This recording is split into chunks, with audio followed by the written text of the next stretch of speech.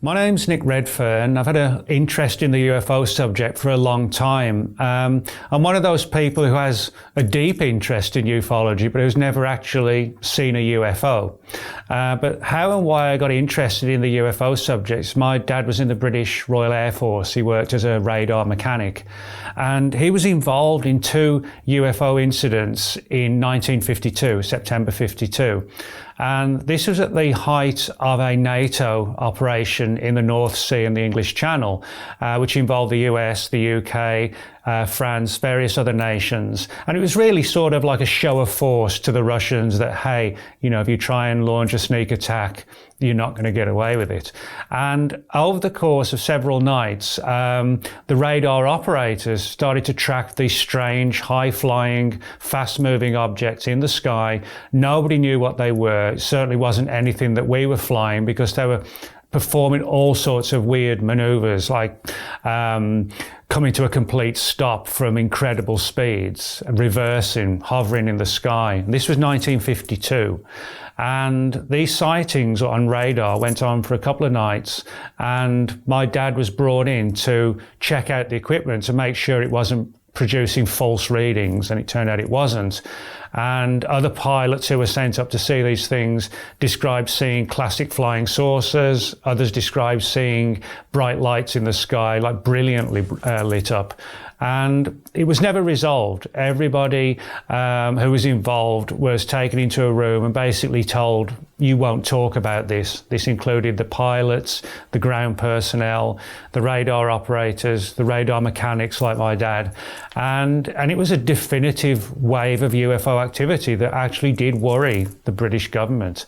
And my dad didn't tell anybody until I was about 12 years old. And that sort of really got me interested, and since then, you know, I've followed the subject deeply and a lot of different aspects and angles. But what kind of really interests me is some of the weirder aspects of ufology. I'm not someone who just sort of collects endless reports of lights in the sky or whatever. I've sort of focused on some of the alternative aspects of the subject that a lot of people don't really address. And one of them is the Men in Black mystery. And I wrote about the Men in Black in my second book called The FBI Files, which came out in 1988. And I got quite a bit of feedback from readers who'd had their own MIB experiences. And so I wrote about those cases, and then that prompted more and more people to come forward. It was sort of like a spiraling thing going on. And over the years since then, I've written 5 books on the Men in Black mystery, and one on Women in Black, which is a lesser known aspect of the puzzle. Now, when it comes to the issue of who or what the Men in Black are, I mean, certainly if you ask today anybody in the general public, they'll say the Men in Black are Will Smith and Tommy Lee Jones. You know, that's the image that the media has, that the public has, because the movies were so phenomenally successful. And I found, speaking to friends and just members of the general public who aren't fully aware of the UFO subject, they assume that Hollywood literally created the Men in Black in the 1990s for the movies. But that actually wasn't the case. The movies were based on a comic book series in the 1990s of the same name, Men in Black. Now, in the comic book, the Men in Black are described as like agents of like a secret agency within the government. And that's how they were portrayed in the movie spin-offs of the comic book as well. Now, I don't dispute that at times, you know, guys from the military have come out, or from the government agencies, and have worn black suits, black fedoras, and warned people not to talk about their UFO encounters. There's no doubt that has gone on. But that actually only accounts for a very small percentage of the overall number of reports. What we actually have is a massive body of data which suggests the overwhelming body of MIB reports originate with something far beyond the whole government angle. People talk about seeing the Men in Black and they're sort of really pale and skinny, and they don't look well. They kind of look non-human. Some people suggest they're sort of alien hybrids, something along those lines. And so, in other words, there's two sides to the Men in Black. There's the government side, and there's the pre-existing MIB phenomenon, which is the one that interests me more, the weirder one. And it all goes back to the early 1950s and a guy named Albert Bender. Now, Albert Bender lived in Bridgeport, Connecticut, and he had a deep interest in UFOs. He was born in 1922. So when the UFO phenomenon began in 47, he was just in his early to mid 20s. And he set up a UFO group called the International Flying Saucer Bureau. And within no time at all, he had a massive amount of people coming along and joining his group and doing regional research, state-by-state research, even to the point where he started to develop leads and contacts overseas. And there was like an English chapter of his group, an Australian one, a New Zealand one, and so on. And the IFSB went from strength to strength. And it was a case that, Bender's group, which is hardly known today, even remembered at all, briefly became one of the biggest, most influential groups in the United States. And it was created in 51, and it was closed by 53. And Albert Bender, quite literally out of the blue, just one day told all his subscribers, all of the people around the world who were doing work for him, I'm done with it. And he said, or he alluded to the idea that somebody had threatened him and you won't talk about this. And a lot of people assumed that Bender had been silenced by one of the ABC agencies within government. And Bender didn't deny that, only because he didn't want to talk about it anymore. And a lot of people thought it was a publicity stunt, that he was going to come back again, sort of along the lines of your favourite band goes on tour, this is our final tour, you better all come and see us, a farewell tour. And then they come back 5 years later, people feel cheated. That's what people thought was going to happen with Bender, that it was all a publicity stunt and we'd see him back within a year and that kind of thing. That isn't what happened. Albert Bender really did walk away from the UFO subject, and he confided in several friends that he didn't get the visit, if you like, that a lot of people thought. They thought there was a knock on the door and there were these, representatives of the FBI or the CIA or whoever, and flashcards and said, Mr. Bender, we don't want you talking about this, and put the fear of God in him, so to speak. That's the image a lot of people thought. But Bender confided and finally wrote his own story very briefly, and then retired completely from the subject. And he spoke about how what actually happened. He said he was in his bedroom late one night and he suddenly started to feel dizzy and lightheaded, and the room was filled with this odor of like brimstone or sulfur, which is sort of like a classic aspect of a lot of paranormal activity. And he said that he had to lay down. He was literally starting to feel faint and lightheaded and dizzy. So he lay down on the bed and he said he saw these shadowy three figures in fedora hats and just a black suit, like a black shadow almost, literally materialized through the wall. And he said they were sort of tall, skinny, pale, gaunt, and wore these black suits, white shirt, skinny black tie, and old-style fedora hats. And he said they spoke telepathically to him, warned him to leave the UFO subject because supposedly he got too close to something that nobody else in the field had stumbled upon. And Bender said that to start with, he sort of fought against this threat because they literally materialized and dematerialized and then would come back, he said, on 4 or 5 occasions. And from there, the threats got worse and worse to the point where he said that it was almost every night they would appear in his bedroom. And he started to feel sick. And it was almost as if he'd been almost like supernaturally infected. He started to get stomach trouble, couldn't sleep. Some of it was probably down to the stress of it all, but he felt that somehow his health had been deliberately affected in some way.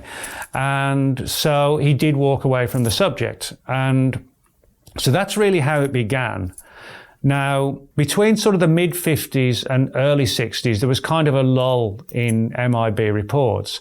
But it all kind of took off again in 1966 when there was a wave of sightings of the so-called Mothman in Point Pleasant, West Virginia. Now, the Mothman was this sort of gargoyle-type flying humanoid with glowing red eyes that tormented the people of Point Pleasant, West Virginia. And it all culminated with the collapse of the town's Silver Bridge, as it was called. And 34 people drowned as a result of the collapse of the bridge in Point Pleasant. And a lot of researchers today see the Mothman as being sort of almost like a Grim Reaper type creature, or that it is a warning type entity that warns when a disaster is about to happen. And so purely that theory became part of the story because people assumed or concluded that the Mothman itself, the fact that it was seen at the same time the bridge collapsed, that it was somehow interconnected. Now, at the same time people were seeing the Mothman, people who'd seen the Mothman were visited by the Men in Black. And again, contrary to the image that most people have of the Men in Black, most of the witnesses said they saw these, again, skinny, pale guys in badly fitting suits. One or two people said they looked like a corpse dug up. They kind of walked in a jerky fashion as well, sort of almost like a zombie kind of approach to them. And again, people talked about seeing these strange Men in Black literally kind of manifest in their bedrooms and warn them telepathically, you won't talk about this. And John Keel and Gray Barker were two researchers who wrote books on the Mothman and the Men in Black mystery. Keel's was called The Mothman Prophecies, which was made into a big hit movie in 2002. And Barker's book was called The Silver Bridge, which was the name of the bridge that collapsed and dozens of people were killed. So that sort of opened the door to the angle of the Men in Black being tied to not just UFOs, but weird creatures and prophecies and, tragedies and disaster and death. And that, again, gave the Men in Black more of sort of a supernatural, gothic aspect to them. By gothic, I mean sort of the imagery that you would see in old style Dracula movies and things like that. And what we saw after that was the development of sort of the second type of Men in Black, which was the government people.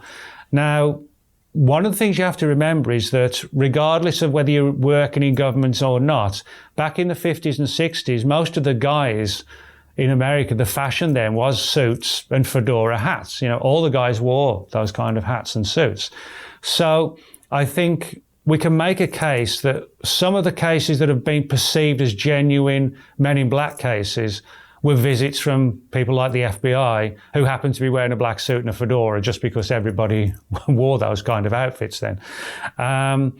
But there is enough evidence to suggest at times when there's been a significant UFO event and somebody wants the witnesses not to talk about it and they vaguely threaten them, that the government has occasionally picked up on the legend of the real Men in Black, the weirder ones, and essentially told their guys, put a suit on, a black suit, put the black hat on, act weird, and get the guys, threatened and worried, and so they'll never talk about it. So I think we can make a case that there's the original weirder Men in Black, and the government has jumped on it a little bit as a means to protect their back, so to speak, when they want to frighten people by passing themselves off as this weirder group, which the government may actually not really know what the real Men in Black are, but it acts as a good means and ways to put the frighteners on people.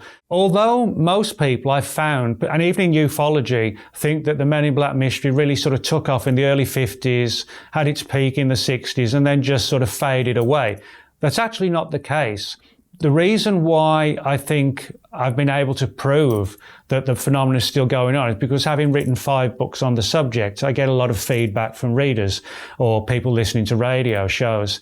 And so, people send me emails, Facebook messages saying, hey, Nick, I actually saw one of these Men in Black 6 weeks ago. Literally, it's like that. And people even today describe them as wearing the old style black suits and the skinny black tie, the fedoras, and pulling up outside people's houses in old style Chevys and cars like that. So it's very much going on. But I found that one of the reasons why so many people are so reluctant to talk about their Men in Black cases is because they worry that people are going to say, well, you've just been watching too many movies about the Men in Black, or you've just lied and you're basing your story on the Will Smith, Tommy Lee Jones movie. So a lot of people, ironically, the Men in Black movies gave the subject a lot of publicity, but the big irony is it also made people reluctant to talk about the subject, not the other way around, as you would imagine, because they were worried that, as I said, people would say, you've just overdosed on too many Hollywood movies. But as I said, I still get a lot of reports to this day. And again, the vast majority are of these weirder MIB, the ones that look strange, they act strange. If people give them a glass of water or a cup of coffee or food, they always say no. And one of the weird things as well is that very often they won't come in the house until you invite them in, which kind of sounds like the old legends of vampires, that they can't come across the threshold until they're invited. And there's some cases where the witnesses have felt mind controlled to the point where they felt as if the Men in Black were forcing them to open the door and forcing them to say, come in. And then they would step in the room. There are people who've said that when they were sitting opposite the Men in Black, and the Men in Black were grilling them and threatening them, they started to feel cold and clammy. One described it as how a diabetic person might feel if, they'd missed breakfast and lunch, and then it's 7 p.m. and they start to get the shakes and cold and clammy. That's how several of the witnesses have described how they felt. And others started to feel weak, almost as if, in their own words, the Men in Black were sort of draining their life force from them, which takes it far away from things like the Pentagon and the CIA, And there are other cases, really weird ones, where people have been visited by the Men in Black or literally seen them looming over them in the bedroom after they've been using Ouija boards, as if maybe somehow it had opened a portal or a doorway and let the MIB through in that sense. And of course you have the spin-off aspects like the Women in Black.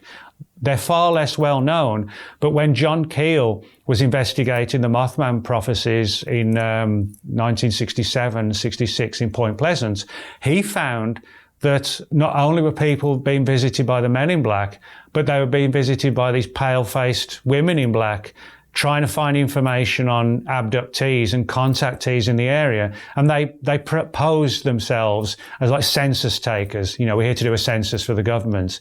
And they would ask regular questions to start with, how many people in the house, how old's the home, that kind of thing. Then they'd start asking weird questions. Have you had any strange dreams or nightmares about UFOs? And then, of course, the witnesses are thinking, well, this is supposed to be a government census, not a warning about UFOs. And then, of course, when the Women in Black realized that their cover had been blown, they'd quickly leave. And I think there's also a connection with some of the latter-day phenomena, like the black-eyed children, which are these sort of creepy, pale-faced kids with solid black eyes who will also try and get a way to be invited into the home. Other groups that are similar, if not very similar, the shadow people. And there's a category within the shadow people known as the Hat Man, which is like a one-dimensional shadow wearing a fedora, which people typically wake up in the middle of the night unable to move with this fedora-wearing figure looming over the bed. And I think all of these different phenomena, whether it's the Men in Black, the Women in Black, the black-eyed children, and shadow people, Hat Man, in some way they're all part and parcel of the same phenomenon. And what they are, that's the big question.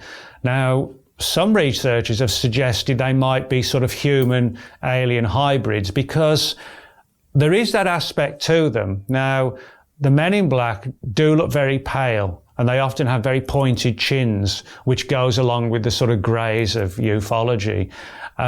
Sometimes they have these larger eyes. Now, the eyes don't look like the classic greys, like solid black, but they are bigger than normal, and they hide their eyes with these wraparound sunglasses. And like the black-eyed children, they have to be invited in. The Hat Man looks like the Men in Black. So there's clear crossovers. So the hybrid one is, probably the most popular for people who just follow the UFO angle. But if you're sort of looking at the weirder side, you know, you've got these strange vampire parallels. Now, I should stress, I don't believe in literal, you know, blood-sucking vampires, you know, some old guy with a cloak, you know, like the old movies. I don't believe that.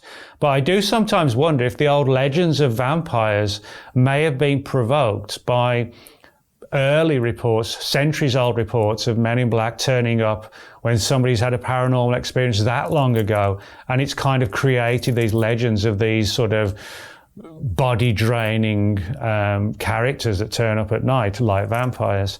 Then you have the idea of time travelers from the future coming back to see what we're doing today, which is an interesting theory because everything about the men in black is sort of out of time. They drive old cars, they wear old suits. It's like if they're from the future, it's as if they don't really understand what's going on in the 20th century or the 21st century. They're so glaringly out of time because of the clothing and everything. So if you look at it like that, you know, that you can understand why some people have said, you know, they wondered if they were from a different time. And interestingly enough, there are a number of cases where the men in black have asked the witnesses, what's the time? You know, and you might say, well, it's 2:30 or something. But people have wondered, maybe they're asking, what time is it? What time reality is it? Which is an interesting theory. And as I said, a small percentage, I think, are government people. But you put all these different aspects together, and what it demonstrates, there might be 2 or 3 different categories of men in black, but we tend to try and lump everything into one, you know, to try and nail it down, so to speak. But I think we could be dealing with several different phenomena which manifest in different ways. One may be more sort of supernatural based, one might be more UFO based, and then, you know, you've got the government when they want to get involved as well. So that's sort of a basic overlook, if you like, at the whole phenomenon from the 50s to the present day. And there are a number of interesting reports which, with hindsight, sound like Men in Black cases, but which occurred back in, you know, the 19th century and the 18th century. I mean, I've got a really interesting one from the early 20th century, I think 1908, when there was a wave of UFO activity in Wales in the UK. And strange lights were seen flitting around this little village. And then 2 days later, a black horse pulled up with a black carriage with a black rider on top of the carriage, warning people not to talk about these strange lights they'd seen. There was no black car, there was no black suit and the fedora, but there was a guy in a black cape sitting on top of a black carriage pulled by 2 black horses. You know, and so it's almost as if the phenomenon has changed and altered itself to reflect the people of different eras and a way to blend in as well. So what begins from the perspective of how you assume the Men in Black phenomenon has developed and what it is, when you look at the overall totality of it, it's very, very different to what most people assume it to be. And that's sort of why I enjoyed doing this particular lecture on the Men in Black, because it opens people's eyes to the idea of, wow, the Men in Black are not what I thought they were. And I think it's important to get across to people the reality of this rather than just the assumption that it's a bunch of guys from the CIA, which it's clearly not, unless the CIA is employing hundreds of pale-faced little skinny guys, you know, who can affect your mind, which is clearly not the case. You know, we cannot blame this one on the government, but who we can blame it on is still very much sort of open to debate, really. One of the big questions I often get asked is, why do the Men in Black so glaringly stand out? You know, why aren't they sort of blending in by wearing, say, t-shirts, jeans, etc., etc.? Why are they always still wearing the clothing they wore back in the 40s and 50s, including the hats, which really kind of stand out?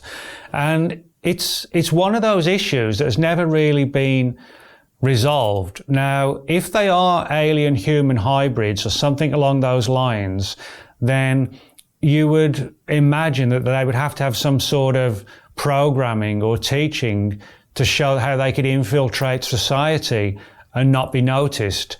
But the most glaring thing about the Men in Black, being the clothing, they are noticed and people remember them. They never forget the day when this weird guy turned up in this weird suit and looking pale. So in other words, if they're trying to silence us, they're doing not a particularly good job from the perspective of not leaving a trail, because everybody remembers them. The only thing I can kind of think of, there is two possibilities. One is that if they are so strange and they are hybrids, maybe they still haven't fully grasped the angle of finding a good proof, a good way of ensuring that they won't be noticed or they won't be recognized, but they're still not doing a good job. The other angle, of course, is that they may deliberately dress in the black suits and the hats and the sunglasses as a means to instill fear. I mean, the one thing about the black suit is that it kind of creates the imagery of somebody in charge. You know what I mean? It's like, whether it's somebody in the government or the military, it has this air of authority about it, the black suit and the hat. You know, the door, you look through the door spy hole, knock on the door late at night, you see these guys just stood there in the black suits. It does have this sense of power and authority, and it puts the Men in Black in the forefront, if you like. They're the ones that have the power, where the witness becomes the victim because of the fear angle of it's the government, or who are they? And so I think it could be a psychological angle. It may well be they know exactly the fact that they're standing out and look menacing and are never going to be forgotten.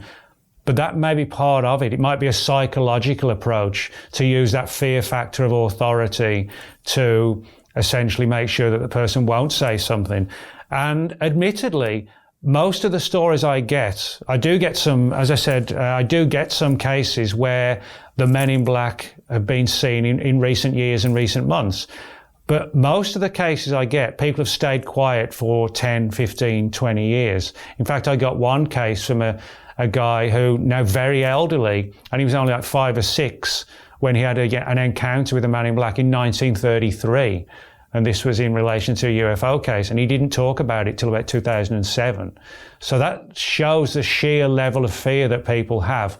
So I think it's an either or thing, that they still don't know how to blend in, which is kind of not really feasible, but it is slightly feasible. But I think more likely they deliberately dress weird and menacing because they want to menace us and they want to silence us. So it's a kind of psychological warfare, I think, more than anything else.